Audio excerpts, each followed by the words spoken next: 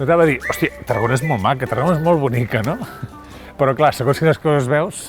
Això és patètic, això, vols saps la història? Això Cal Ardiaca, qui vivia doncs una autoritat de la catedral. Ah, sí? I els capellans ho van vendre amb una empresa aragonesa que havia de fer un hotel de 5 estrelles. Total, no res, així està. En runes, un dia caurà i matarà uns quants turistes. Però això és la raó per la qual sempre diem la catedral de Tarragona, per exemple, és una catedral de què? De transició. Perquè Tarragona sempre està en transició. Jo en diria, més que transició, en decadència. Exacte. Mira, està inacabada, això diu molt de la ciutat. Sí, en decadència constant. O sigui, Saps no on que... explica per què està inacabada? No. I com es va construir? El llibre de la Tecla. Ah, mira, a mi tal. Que és la cita que tenim avui. Avui tenim aquesta cita. Justament hi ha uns dibuixos sobre la construcció de la catedral, com era al principi i com va evolucionar després. Superinteressant, a part de 30.000 coses més. Hola.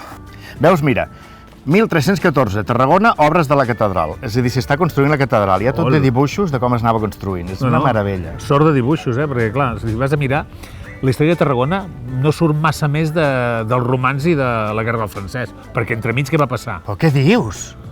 Que això... No, que ja t'he entès, però què dius? Si justament aquí explica l'època medieval. És la de més intrigues de tota la història. Ah, sí? En riu-te'n tu de Joc de Trons. Què dius? Aquí hi havia una baralla, diguéssim, entre nobles i clero. I es mataven entre ells, però fins i tot arquebisbes empalats.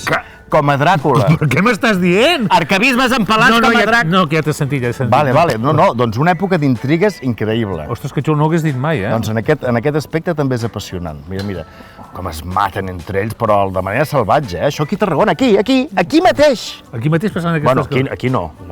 Tot al voltant. Aquí darrere. Això, saps qui li diria molt bé aquest llibre? A la gent que s'omple de la boca de Santa Tecla, jo soc teclí, la gent del seguís i tot això. Jo, Santa Tecla, la porto al cor. Doncs mira, a llegir això, que sabràs història. Exacte, sabràs història i sabràs la vida de Santa Tecla. Bueno, la vida de Santa Tecla. Jo tinc la teoria de que Santa Tecla és una cosa simbòlica, era una lluita de poder, diguéssim, la ciutat que més tenia punts, diguéssim, el braç, relíquies i coses, tenia més importància. Això en realitat era una baralla entre Toledo i Tarragona, a veure qui es quedava la primacia cristiana, no? I aleshores qui tenia més... com es diria, amb aquests jocs gamers, qui té més tresors, doncs guanya, no? I en aquest cas, Santa Tecla era un símbol. Clar, però de fet, mira aquí a la portada ja ho posa. OT, deu ser com una lluita entre Operació Triunfo. D'aquella època, però fa 2.000 anys, no? Molt bé. I Santa Tecla com a símbol. És a dir, que en realitat Santa Tecla no va existir. Que Santa Tecla no va existir! Ah, no. Jo vaig llegir, jo m'ho vaig aprendre.